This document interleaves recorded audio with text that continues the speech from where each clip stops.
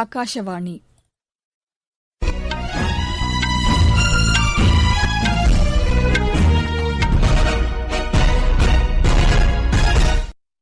செய்திகள் வாசிப்பவர் லட்சுமி ராகவன். தலைப்புச் செய்திகள். நாடு முழுவதும் கோவிட்-19க்கான தடுப்பு மருந்தை 15 முதல் 18 வயதுடையவர்களுக்கு செலுத்தும் பணி இன்று தொடங்குகிறது. கோவிட் தொற்றால் ஏற்படும் உயிரிழப்புகளை குறைப்பதற்கு உரிய நடவடிக்கைகளை மேற்கொள்ளுமாறு மாநில அரசுகளை மத்திய அரசு கேட்டுக் கொண்டுள்ளது. புவி வெப்பமயமாதலை குறைக்க உறுதியான நடவடிக்கைகள் மேற்கொள்ளப்பட வேண்டியது அவசியம் என்று குடியரசு துணைத் தலைவர் திரு வெங்கையா நாயுடு வலியுறுத்தியுள்ளார். ஆப்கானிஸ்தானில் தாலிபான் அரசு தனது கொள்கைகளை மாற்றிக் கொண்டால் மட்டுமே சர்வதேச அங்கீகாரம் கிடைக்கும் என்று அமெரிக்கா கூறியுள்ளது. இந்தியா தென்னாப்பிரிக்கா இடையேயான 2வது டெஸ்ட் கிரிக்கெட் போட்டி ஜோஹன்னஸ்பர்கில் இன்று தொடங்குகிறது. இனி விரிவான செய்திகள். நாடு முழுவதும் சிறார்களுக்கு கோவிட்-19க்கான தடுப்பு மருந்து செலுத்தும் திட்டம் இன்று தொடங்குகிறது. இதன்படி 15 முதல் 18 வயதுக்குட்பட்டவர்களுக்கு கோவாக்சின் தடுப்பு மருந்து செலுத்தப்படும் என்று சுகாதாரத்துறையின் செய்திக்குறிப்பு தெரிவிக்கிறது. முதல் தவணை செலுத்தப்பட்ட 28 நாட்களுக்கு பின்னர் 2வது தவணை தடுப்பு மருந்து செலுத்தப்படும் என்றும் அறிவிக்கப்பட்டுள்ளது. இப்பணிகளுக்கென சிறப்பு மையங்களை ஏற்படுத்துமாறு மாநில அரசுகளை மத்திய அரசு கேட்டுக் கொண்டுள்ளது. இதற்கான முன்பதிவு கோவின் இணையதளத்தில் நேற்று முன்தினம் தொடங்கியது. இதுவரை 7 லட்சத்திற்கும் மேற்பட்டோர் முன்பதிவு செய்துள்ளதாக எமது செய்தியாளர் தெரிவிக்கிறார். இதற்கான மையங்களில் முன்பதிவு இன்றியும் தடுப்பு மருந்து செலுத்திக் கொள்ளலாம் என்றும் அறிவிக்கப்பட்டுள்ளது. தமிழகத்தில் இந்த திட்டத்தை முதலமைச்சர் திரு மு க ஸ்டாலின் சென்னையில் தொடங்கி வைக்க உள்ளதாக மக்கள் நல்வாழ்வுத்துறை அமைச்சர் திரு மா சுப்பிரமணியன் நேற்று சென்னையில் செய்தியாளர்களிடம் பேசுகையில் தெரிவித்தார். கோவிட்-19ஆல் ஏற்படும் உயிரிழப்புகளை குறைப்பதற்கு தேவையான நடவடிக்கைகளை மேற்கொள்ளுமாறு மாநில அரசுகளை மத்திய அரசு வலியுறுத்தியுள்ளது. இது தொடர்பாக சுகாதாரத்துறை செயலர் திரு ராஜேஷ் பூஷன் மாநில அரசுகளின் தலைமைச் செயலர்களுக்கு கடிதம் எழுதியுள்ளார். ஒமிக்ரான் பரவலை கட்டுப்படுத்துவதற்கான கண்காணிப்பு நடவடிக்கைகளை தொடர்ந்து தீவிரப்படுத்துமாறும் அவர் அக்கடிதத்தில் வலியுறுத்தியுள்ளார். நாட்டில் கோவிட் மற்றும் ஒமிக்ரான் பாதிப்பு அதிகரித்து வருவதையடுத்து பல்வேறு மாநிலங்களிலும் தொடர்ந்து கூடுதல் கட்டுப்பாடுகள் விதிக்கப்பட்டு வருகின்றன.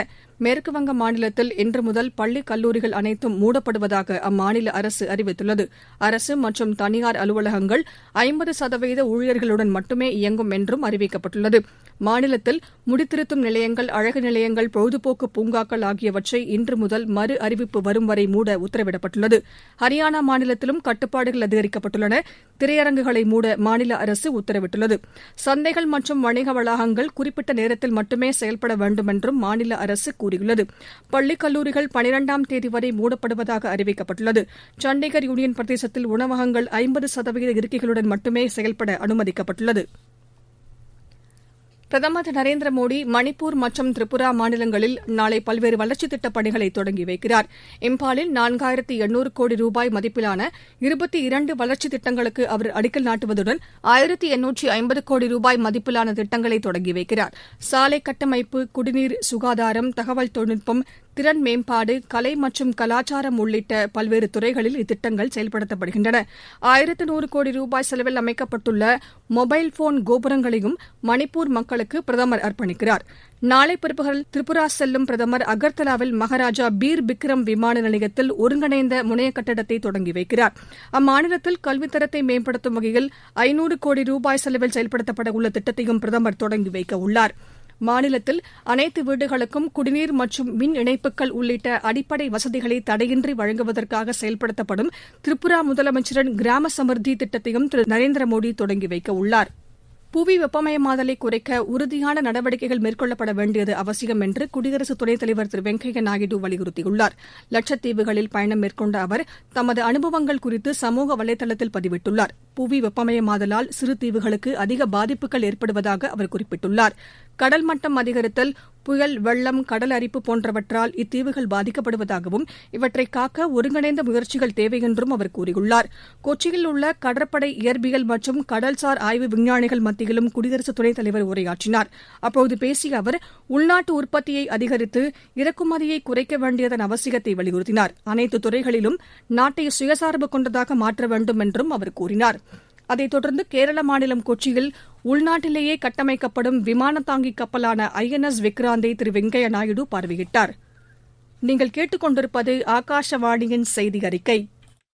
நேயர்களே, சென்னை அகில இந்திய வானொலி மாநில செய்திப் பிரிவு வழங்கும் விடுதலை பெருவிழா வினாடி வினா நிகழ்ச்சி ஒவ்வொரு செவ்வாய் மற்றும் வியாழக்கிழமைகளில் காலை 6:45 மணிக்கு மாநில செய்தி அறிக்கைகளில் இடம்பெறுகிறது.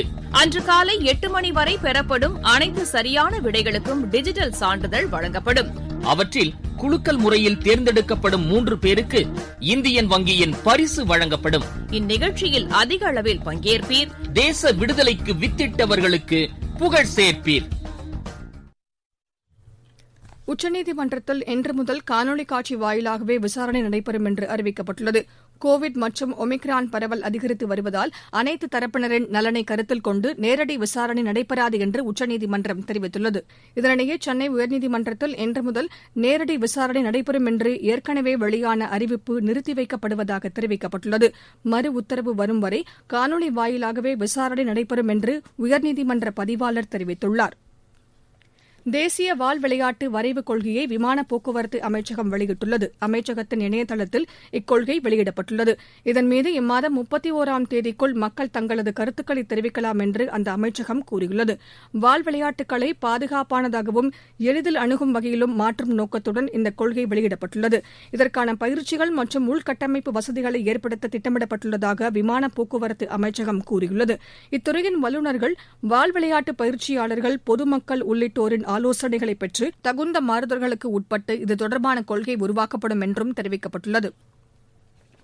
ஆப்கானிஸ்தானில் தாலிபான் அரசு தனது கொள்கைகளை மாற்றிக்கொண்டால் மட்டுமே சர்வதேச அங்கீகாரம் கிடைக்கும் என்று அமெரிக்கா கூறியுள்ளது. வாஷிங்டனில் செய்தியாளர்களிடம் பேசிய அமெரிக்க வெளியுறவு அமைச்சர் திரு ஆண்டனி பிளிங்கன், ஆப்கானிஸ்தானின் புதிய சட்டத்திட்டங்கள் மனித உரிமைகளை மதிப்பதாகவும் சுதந்திரத்தன்மை கொண்டதாகவும் தீவிரவாதத்திற்கு எதிரானதாகவும் அமைய வேண்டும் என்று வலியுறுத்தினார். ஆப்கானிஸ்தான் மக்கள் பயனடையும் வகையிலும் அதே சமயம் தாலிபான்களுக்கு நேரடியாக சென்றடையாத வகையிலும் அந்நாட்டின் பொருளாதாரத்திற்கு உதவ அமெரிக்காவும் நட்பு நாடுகளும் பேச்சுக்களை மேற்கொண்டுள்ளதாகவும் திரு ஆண்டனி பிளிங்கன் தெரிவித்தார். அமெரிக்காவில் கோவிட்-19 மற்றும் மோசமான வானிலை காரணமாக நேற்று 2000க்கும் மேற்பட்ட விமானங்கள் ரத்து செய்யப்பட்டன. சிகாகோ விமான நிலையம் பனிப்புயலால் பாதிக்கப்பட்டது. அட்லாண்டா, டென்வர், ஹூஸ்டன் உள்ளிட்ட விமான நிலையங்களிலும் மோசமான வானிலையால் விமானங்கள் புறப்படவும் தரையிறங்கவும் முடியாத நிலை ஏற்பட்டது. இது தவிர அமெரிக்காவின் மற்ற பகுதிகளில் விமான ஓட்டிகள் மற்றும் ஊழியர்களுக்கு கோவிட் பாதிப்பு உறுதியானதால் விமானங்களை இயக்க முடியாத நிலை ஏற்பட்டுள்ளது. ஹேட்டி பிரதமர் திரு ஏரியல் ஹென்றி கொலை முயற்சியிலிருந்து உயிர் தப்பினார். அந்நாட்டின் 218வது சுதந்திர தின விழா கோனேவஸ் நகரில் நடைபெற்றது. இந்த நிகழ்ச்சியின் போது ஆயுதம் ஏந்திய நபர்கள் ஹேட்டி பிரதமரை நோக்கி துப்பாக்கியால் சுடத் தொடங்கினர். எனினும் திரு ஏரியல் ஹென்றி காயமின்றி உயிர் தப்பினார். விளையாட்டுச் செய்திகள். இந்தியா தென்னாப்பிரிக்கா இடையேயான 2வது டெஸ்ட் கிரிக்கெட் போட்டி இன்று ஜோஹன்னஸ்பர்க்கில் தொடங்குகிறது. 3 போட்டிகளை கொண்ட இந்த தொடரின் முதல் ஆட்டத்தில் வெற்றி பெற்று இந்தியா முன்னிலை பெற்றுள்ளது. இப்போட்டியில் இந்தியா சிறப்பான ஆட்டத்தை வெளிப்படுத்தும் என்று பயிற்சியாளர் ராகுல் டிராவிட் நம்பிக்கை தெரிவித்துள்ளார். ஆஸ்திரேலியாவில் நடைபெற்று வரும் சர்வதேச சேலஞ்சர் டென்னிஸ் போட்டியின் முதல் சுற்று ஆட்டத்தில் இந்தியாவின் திவிஜ் சரண் இன்று சுவிட்சர்லாந்தின் ஸ்டீஃபன் ஸ்டிக்கரை எதிர்கொள்கிறார். இத்தாலியில் நடைபெற்று வரும் சர்வதேச டென்னிஸ் போட்டியின் முதலாவது தகுதிச் சுற்று ஆட்டத்தில் இந்தியாவின் சசிகுமார் முகுந்த் வெற்றி பெற்றார். கோவாவில் நடைபெற்று வரும் ஐஎஸ்எல் கால்பந்து போட்டியில் சென்னை அணி 1-0 என்ற கோல் கணக்கில் ஜம்ஷெட்பூர் அணியை வென்றது. கேரளா, கோவா அணிகளுக்கு இடையிலான மற்றொரு ஆட்டம் டிராவில் முடிவடைந்தது. இரு அணிகளும் தலா 2 கோல் போட்டன. இன்று நடைபெறவுள்ள ஆட்டத்தில் ஒடிஷா அணி மும்பை அணியை எதிர்கொள்கிறது. பெங்களூருவில் நடைபெற்று வரும் புரோ கபடி லீக் போட்டியில் நேற்று நடைபெற்ற ஆட்டங்களில் பெங்களூரு, ஹரியானா அணிகள் வெற்றி பெற்றன. இன்று நடைபெற உள்ள ஆட்டங்களில் பெங்கால், ராஜஸ்தான் அணியையும் தெலுங்கு அணி பாட்னா அணியையும் எதிர்கொள்கின்றன. மீண்டும் தலைப்புச் செய்திகள். நாடு முழுவதும் கோவிட்-19க்கான தடுப்பு மருந்தை 15 முதல் 18 வயதுடையவர்களுக்கு செலுத்தும் பணி இன்று தொடங்குகிறது. கோவிட் தொற்றால் ஏற்படும் உயிரிழப்புகளை குறைப்பதற்கு உரிய நடவடிக்கைகளை மேற்கொள்ளுமாறு மாநில அரசுகளை மத்திய அரசு கேட்டுக் கொண்டுள்ளது. புவி வெப்பமயமாதலை குறைக்க உறுதியான நடவடிக்கைகள் மேற்கொள்ளப்பட வேண்டியது அவசியம் என்று குடியரசு துணைத் தலைவர் திரு வெங்கையா நாயுடு வலியுறுத்தியுள்ளார். ஆப்கானிஸ்தானில் தாலிபான் அரசு தனது கொள்கைகளை மாற்றிக்கொண்டால் மட்டுமே சர்வதேச அங்கீகாரம் கிடைக்கும் என்று அமெரிக்கா கூறியுள்ளது. இந்தியா தென்னாப்பிரிக்கா இடையேயான 2வது டெஸ்ட் கிரிக்கெட் போட்டி ஜோஹன்னஸ்பர்க்கில் இன்று தொடங்குகிறது. இத்துடன் இந்த செய்தி அறிக்கை நிறைவு பெற்றது. எமது செய்திகளை உடனுக்குடன் AIR News _சென்னை என்ற டுவிட்டர் பக்கத்திலும், செய்தி தொகுப்புகளை all India radio news Chennai என்ற யூடியூப் சேனலிலும் அறிந்து கொள்ளலாம்.